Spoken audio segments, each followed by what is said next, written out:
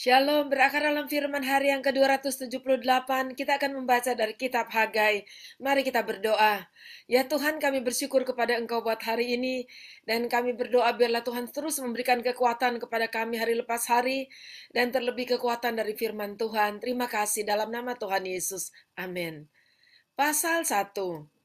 Pada tahun yang kedua zaman Raja Darius, dalam bulan yang keenam, pada hari pertama bulan itu, datanglah firman Tuhan dengan perantaraan Nabi Hagai kepada Serubabel bin Sialtiel, Bupati Yehuda, dan kepada Yosua bin Yosadak, imam besar, bunyinya.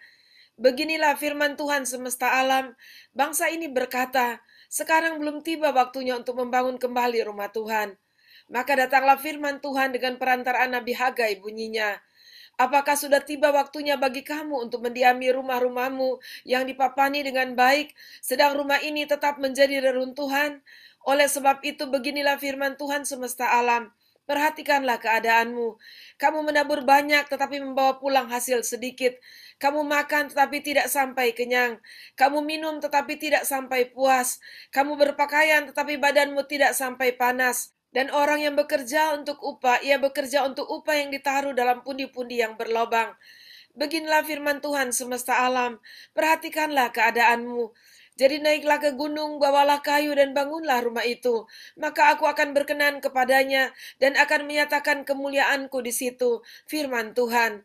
Kamu mengharapkan banyak tetapi hasilnya sedikit. Dan ketika kamu membawanya ke rumah, aku menghembuskannya. Oleh karena apa? Demikianlah firman Tuhan semesta alam. Oleh karena rumahku yang tetap menjadi reruntuhan, sedang kamu masing-masing sibuk dengan urusan rumahnya sendiri. Itulah sebabnya langit menahan embunnya dan bumi menahan hasilnya. Dan aku memanggil kekeringan datang ke atas negeri, ke atas gunung-gunung, ke atas gandum, ke atas anggur, ke atas minyak, ke atas segala yang dihasilkan tanah, ke atas manusia dan hewan, dan ke atas segala hasil usaha. Lalu Serubabel bin Sealtiel dan Yosia bin Yosadak imam besar dan selebihnya dari bangsa itu mendengarkan suara Tuhan Allah mereka dan juga perkataan Nabi Hagai sesuai dengan apa yang disuruhkan kepadanya oleh Tuhan Allah mereka. Lalu takutlah bangsa itu kepada Tuhan. Maka berkatalah Hagai utusan Tuhan itu menurut pesan Tuhan kepada bangsa itu demikian. Aku ini menyertai kamu, demikianlah firman Tuhan. Tuhan menggerakkan semangat Serubabel bin Sialtiel, Bupati Yehuda, dan semangat Yosua bin Yosadak, imam besar, dan semangat selebihnya dari bangsa itu. Maka datanglah mereka, lalu melakukan pekerjaan pembangunan rumah Tuhan semesta alam, Allah mereka. Pasal 2.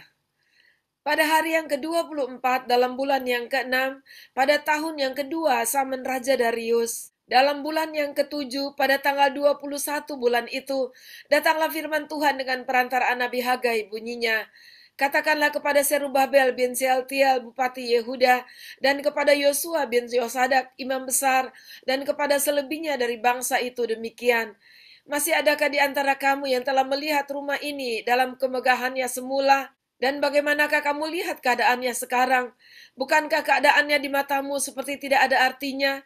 Tetapi sekarang kuatkanlah hatimu, hai Serubabel. Demikianlah firman Tuhan. Kuatkanlah hatimu, hai Yosua bin Yosadak, imam besar. Kuatkanlah hatimu, hai segala rakyat negeri. Demikianlah firman Tuhan. Bekerjalah sebab aku ini menyertai kamu. Demikianlah firman Tuhan semesta alam. Sesuai dengan janji yang telah kuikat dengan kamu pada waktu kamu keluar dari Mesir, dan rohku tetap tinggal di tengah-tengahmu. Janganlah takut, sebab beginilah firman Tuhan semesta alam. Sedikit waktu lagi maka aku akan menggoncangkan langit dan bumi, laut dan darat. Aku akan menggoncangkan segala bangsa, sehingga barang yang indah-indah kepunyaan segala bangsa datang mengalir. Maka aku akan memenuhi rumah ini dengan kemegahan, firman Tuhan semesta alam. Kepunyaankulah perak dan kepunyaankulah emas. Demikianlah firman Tuhan semesta alam. Adapun rumah ini, kemegahannya yang kemudian akan melebihi kemegahannya yang semula. Firman Tuhan semesta alam. Dan di tempat ini aku akan memberi damai sejahtera. Demikianlah firman Tuhan semesta alam. Pada tanggal 24 bulan yang ke-9, pada tahun yang kedua zaman Darius, datanglah firman Tuhan kepada Nabi Hagai bunyinya, Beginilah firman Tuhan semesta alam itu. Tanyakanlah pengajaran kepada para imam. Andai kata seseorang membawa daging kudus dalam punca bajunya, lalu dengan puncanya itu ia menyentuh roti atau suatu masakan, atau anggur atau minyak, atau sesuatu yang dapat dimakan, menjadi kuduskah yang disentuh itu? Lalu para imam itu menjawab katanya, tidak. Berkatalah pula Hagai, jika seseorang yang najis oleh mayat menyentuh semuanya ini, menjadi najiskah yang disentuh itu? Lalu para imam itu menjawab katanya, tentu. Maka berbicaralah Hagai katanya, begitu juga dengan umat ini dan dengan bangsa ini di hadapanku. Demikianlah firman Tuhan, dan dengan segala yang dibuat tangan mereka dan yang dipersembahkan mereka di sana adalah najis. Maka sekarang perhatikanlah mulai dari hari ini dan selanjutnya, sebelum ditaruh orang batu demi batu untuk pembangunan bait Tuhan. Bagaimanakah keadaanmu ketika orang pergi melihat suatu timbunan gandum dan seharusnya sebanyak 20 gantang, hanya ada 10, dan ketika orang pergi ke tempat pemerasan anggur untuk mencedok 50 takar, hanya ada 20. Aku telah memukul kamu dengan hama dan penyakit gandum, dan segala yang dibuat tanganmu dengan hujan batu.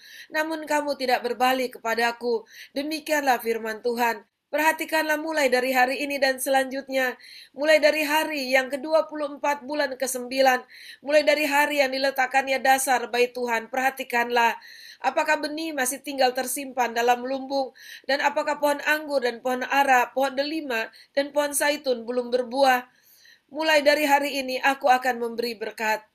Maka datanglah firman Tuhan untuk kedua kalinya kepada Hagai pada tanggal 24 bulan itu bunyinya. Katakanlah kepada Serubabel, Bupati Yehuda, begini, aku akan menggoncangkan langit dan bumi, dan akan menunggang balikan tahta raja-raja. Aku akan memundahkan kekuatan kerajaan bangsa-bangsa, dan akan menjungkir balikan kereta dan pengendaranya. Kuda dan pengendaranya akan mati rebah, masing-masing oleh pedang temannya. Pada waktu itu demikianlah firman Tuhan semesta alam. Aku akan mengambil engkau, hai Serubabel bin Sealtiel, hambaku. Demikianlah firman Tuhan. Dan akan menjadikan engkau seperti cincin meterai. Sebab engkaulah yang kupilih. Demikianlah firman Tuhan semesta alam. Demikianlah pembacaan pendengaran firman Tuhan kita pada saat ini. Dan apa yang disampaikan oleh Nabi Hagai sebagai nubuatan pertama yang berbicara kepada bangsa Yehuda setelah pembuangan itu selesai. Dan mereka sudah melewati masa di mana mereka mulai membangun bait Allah. Tetapi kemudian ada kelompok-kelompok yang menyerang mereka. Sehingga pembangunan bait Allah terhenti. Dan mulailah mereka menjadi lesu dengan kerohanian mereka.